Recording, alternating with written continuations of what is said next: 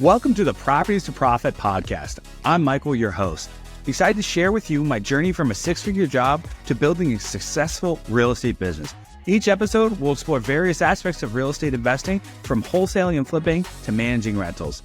I'll share the lessons and insights I've gained, aiming to help you avoid mistakes and achieve your financial goals. Expect guest experts, valuable tips, and practical advice to guide you on your own real estate journey. Thank you for tuning in. If you find any value in this podcast, please subscribe, share, and follow me on social media. Let's turn properties into profits together. Good morning, guys. Michael here with Properties to Profits. And today I want to talk about managing people. It can be so tough as a small business owner. And I think most of us in the real estate game are small business owners. And so what I wanted to really talk to you guys about is it's a different game when you're a individual performer doing most of the work yourself.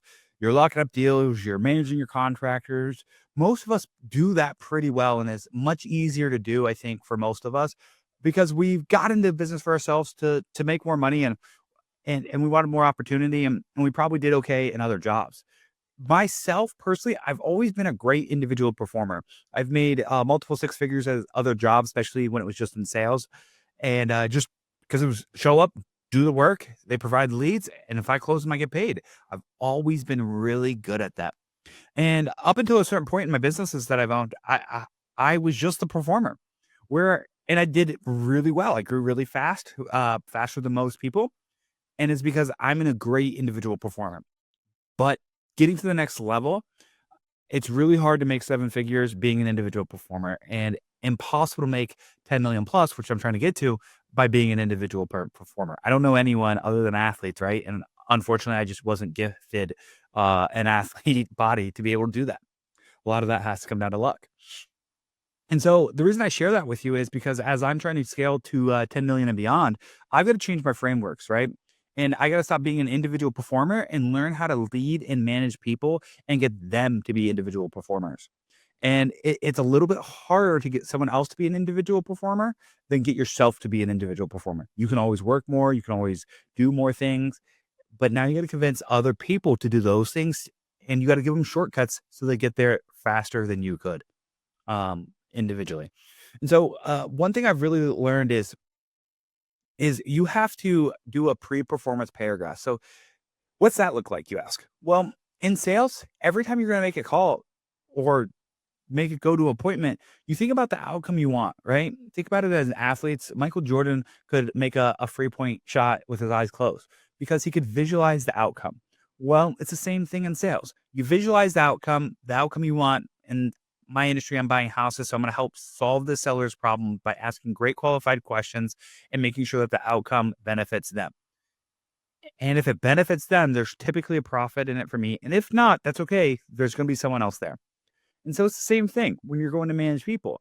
When you're going to manage one of your sales reps, what do you want the outcome to be? You got to have better awareness, which is going to lead to better choices, which is going to get you better results.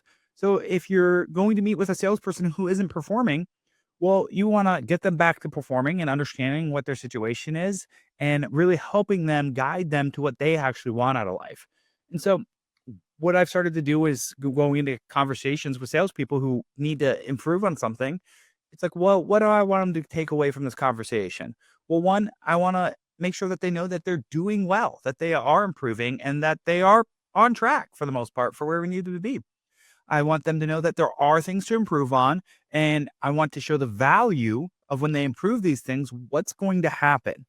And at the end of the day, when we're done with this conversation, I want them to be grateful that they work for us, grateful that they work for me if I'm the one having the conversation, or my sales manager or whoever is having the conversation with them. And I want them to walk away feeling good and head held high and feeling they can go do something better than where they went into the conversation, right? And when you pre-frame it that way, man, it gives you clarity of what you need to have around the conversation. Because a lot of times when we go into a conversation unprepared or unthinking about what we want the outcome to be, something gets thrown at us, a curveball per se. And that curveball can throw out some emotions. I know I'm an emotional creature. And sometimes when I get emotional, I say the wrong thing. I overreact, right? And when that happens you're managing your employees, you can lose trust in them. They can be afraid to tiptoe, or they can tiptoe around you, afraid to elicit a reaction out of you that may not give them the confidence they need to do their job. And when you're doing that, you're not building a great company or a great culture, which is going to hold you back. So this pre-performance paragraph that I'm using is, what do I want to accomplish with this? What needs to be fixed? What are they doing well? And what will happen when they fix the thing, continue to do the things that they do well? Well, when I can address all of those things, write them down, I'm in control of the conversation. So when that inevitable curveball comes at me during a conversation, I'm able to pivot and get back on track because I know what my goal is. I know what my desired outcome is, and I know how I want them to feel about the conversation after they leave. So spending 10 to 15 minutes to think about how you want to have a sales meeting with someone who isn't performing can go a long way. And I encourage you guys all to do it. I've always done it in sales, and I've really taken this to my relationship and my work life where I'm managing more people. And it's amazing how great of results I'm getting. And you should be using this in everywhere in your life. Is anytime you're going to go do something or have a conversation with someone, really sit down and be intentional of what you want to achieve out of the activity you're about to do, or the appointment you're about to run, or conversation you're going to have with your significant other, or your kid even. And you can use this in your gym life. Be super intentional about those things. When reading a book, all of those things, and watch your life improve significantly. This was about using it to manage people, but I think if you really take a step back and realize, if I was more tactical and understood what I want to achieve before doing a task, you can really use this in anything you do in life, and you'll see a better outcome. So give it a try. Let me know your thoughts. Let me know any feedback you guys have. Let's learn together and get better. Thanks. Thank you for listening to the Properties for Profit podcast. I hope you found today's episode valuable. If you enjoy the show, please subscribe and share it with others who might benefit. Follow me on social media for more updates and tips. Until next time, keep turning properties into profits.